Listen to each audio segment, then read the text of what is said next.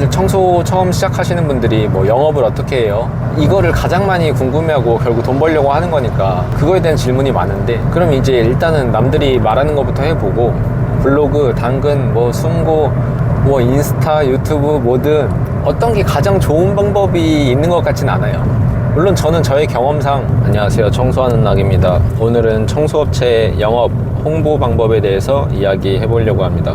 우선 저는 대략 계산을 해보니까 한 60%는 네이버 블로그 또는 네이버 카페에 쓴 글을 통해서 견적을 성사시켰고, 그리고 20%는 매입, 거래처를 매매해서 돈 주고 산 거죠. 그리고 한 나머지 20%가 당근 어플이랑 방문 영업한 걸로 이렇게 거래처가 이루어져 있습니다. 그러니까 큰 틀에서는 지금은 청소가 필요한 고객이 청소가 필요한 상황에서 검색을 해서, 그걸 네이버 블로그에 검색을 하든 어디든 검색을 해서 저희 업체를 찾고 연락을 주는 시스템인데, 이제 앞으로는 시간이 지날수록 검색보다는 추천에 의해서 청소업체를 발견하고 연락이 오지 않을까, 그런 생각이 들어서 영상을 찍는 거거든요.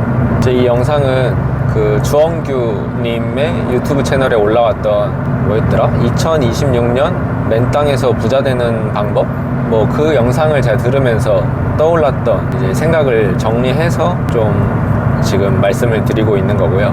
좀 더 구체적으로 예를 들면, 지금은 저를 예로 들면 전기 청소가 필요한 사무실 직원, 사무실 사장님, 또는 뭐 계단 건물주, 또는 학원 원장님, 병원 원장님, 식당 사장님들이 청소가 필요함을 느꼈을 때 뭐 주로 네이버나 또 당근, 뭐 숨고 여러 플랫폼에 검색을 해서 나오는 사람한테 연락을 하는 방식인데, 앞으로는 뭐 유튜브 영상 또는 어떤 당근의 광고, 이런 추천 영상이 떴을 때 그거를 보고 맡기실 가능성이 높아지지 않을까, 그런 생각이 들었습니다.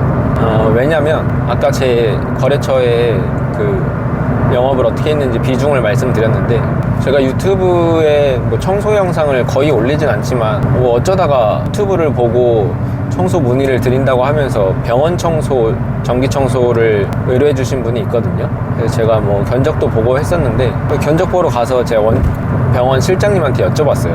혹시 유튜브 어떤 영상을 보고 연락 주셨냐고.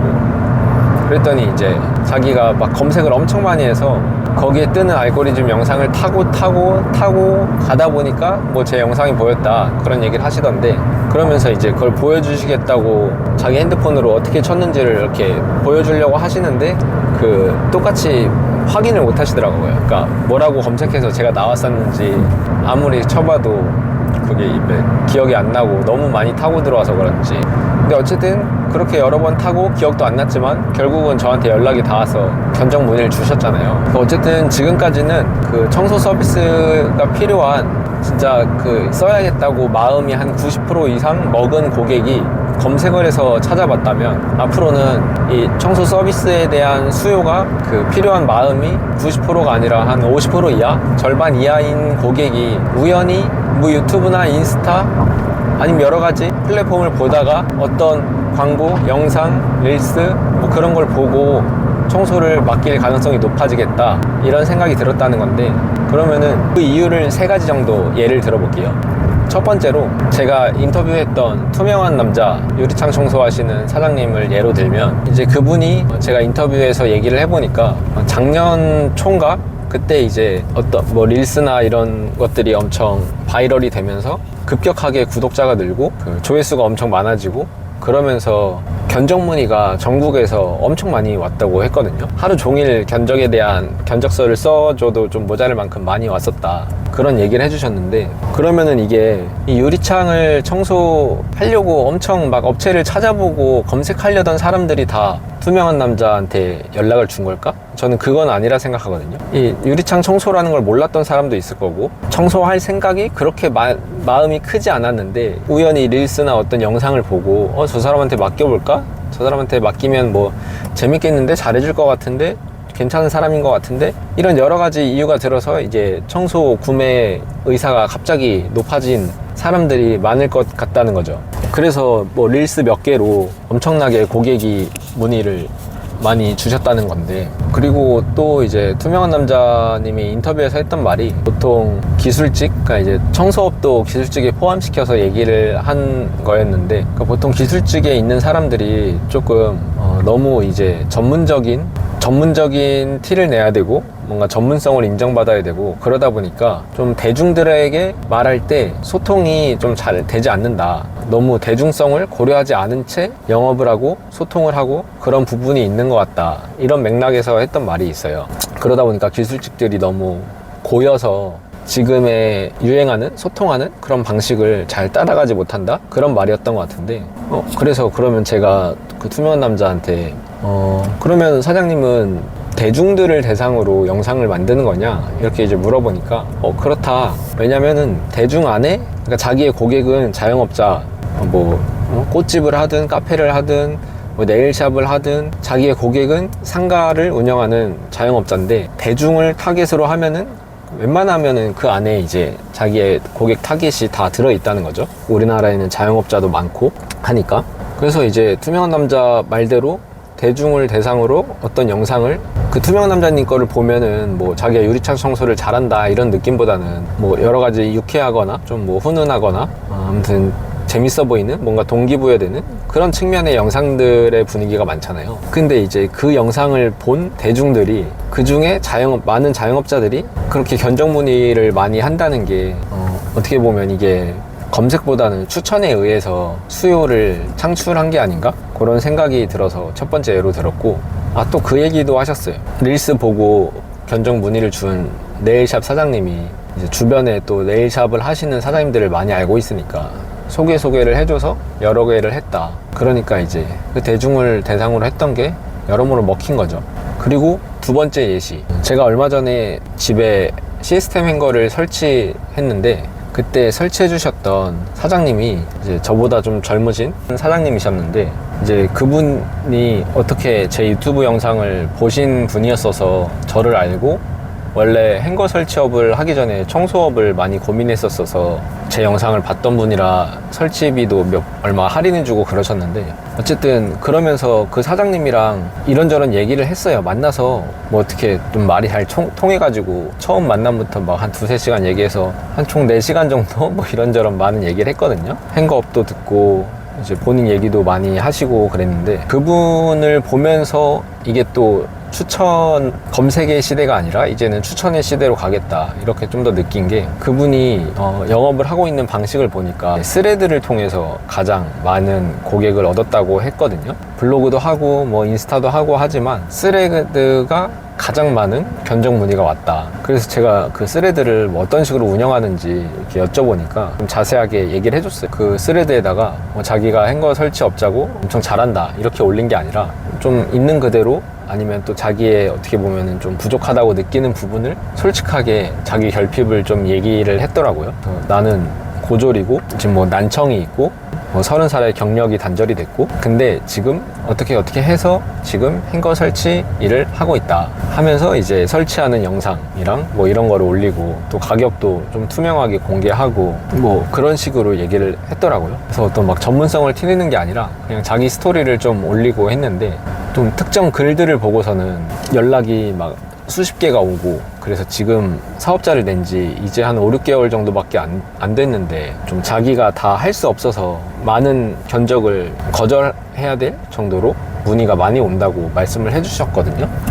그분이 이제 썼던 글 중에 또 하나는 뭐 일당 5만 원 받고 좋아하는 외국인 노동자, 뭐 이런 식으로 좀 가볍고 재밌는 그런 소재의 글도 있는데, 그걸 보니까 이제 뭐 외국인 노동자가 뭐 일당을 쓴 게 아니라 본인의 와이프더라고요. 이제 외국인 분이랑 결혼을 하셔서 자기 와이프를 일당으로 쓰고 그거를 이제 주고 와이프가 좋아하는 모습을 이렇게 영상으로 찍은 다음에 외노자 일당을 썼다 뭐 이런 식으로 올린 건데, 뭐 그런 거 보고도 문의가 올 만큼 좀 신기한 세상이었어요. 스레드에 대해서 제가 뭐 예전에 조금씩 들어본 적은 있는데 제가 직접 해본 적은 없어서.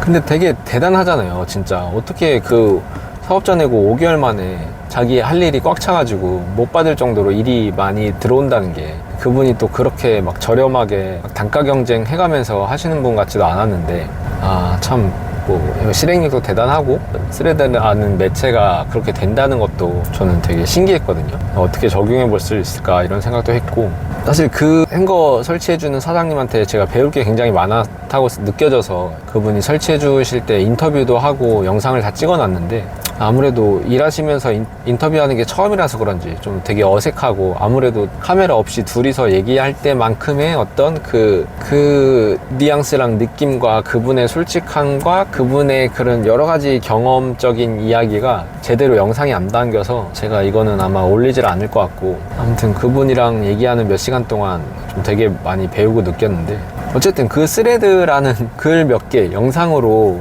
그렇게 많은 견적을 창출한다는 게, 저는 거기서도 행거 설치가 필요한 입주를 앞두고 있는 고객이 일부러 스레드라는 어플에 들어가서 행거 설치 업체를 찾으려고 검색을 했다고 생각하진 않거든요. 그냥 우연히 글을 봤는데 원래 행거 설치가 좀 필요했다거나, 아니면은 행거 설치를 당장 내일 해야 되는 건 아닌데 좀 내가 내년에 입주하는데 저 사람한테 맡겨보면 괜찮겠다, 이런 생각이 들어서 맡기게 된 거지, 당장 내일 필요해서 검색하에서 견적 문의를 주신 고객은 많지 않다고 저는 추측을 하거든요. 그래서 이것도 참 이 글 하나로 검색이 아닌 추천의 방법으로 홍보나 영업이 된 좋은 사례라고 생각이 들고, 또 마지막 세 번째, 뭐 이것도 다들 알고 있는 내용이겠지만, 제가 얼마 전에 이사하면서 입주 청소를 제가 아는 사장님한테 맡겼는데, 이제 그분도 제가 인터뷰를 했고 여러 가지 얘기를 들어보니까 지금 입주 청소를 한 지 4년이 넘었는데, 제가 보니까 블로그는 글이 5개밖에 없어요.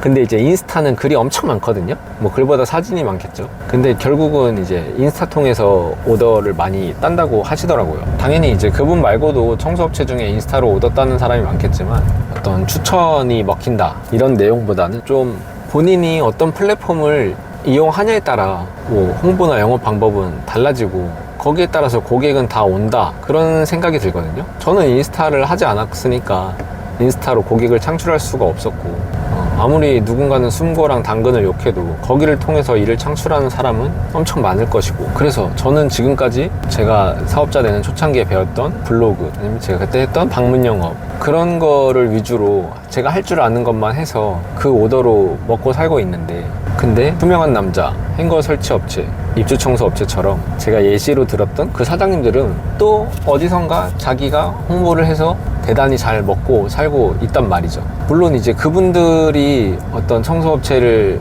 자영업의 홍보를 대표할 수는 없겠죠. 상위 몇 % 안에 속하는 사람들일 수도 있고, 특히 투명한 남자는 그럴 거고, 또 많은 행거 설치 업체가 저희 집을 해준 그 사장님처럼 그 4, 5개월 만에 한 달 꽉 차서 일정을 더 못 받는 상태가, 사람을 써야 되는 상태가 될 수는 없을 텐데, 어쨌든 제가 또 하고 싶은 말은 각자의 경험마다 너무 다르다는 거거든요. 이거를 뭐 블로그를 해라, 영업을 하려면 블로그를 쓰고 뭐 전단지를 돌리고 이런 통일된 얘기를 뭐 해줄 수는 있지만, 그게 정답은 아니고, 자기가 어떤 방법으로 어떤 길을 가냐에 따라 너무나도 달라질 가능성이 크기 때문에 그거는 본인이 해봐야 안다, 그런 생각이 들었어요. 그러면 이런 제가 했던 얘기들을 저는 저한테 적용을 어떻게 시켜볼 수 있을까?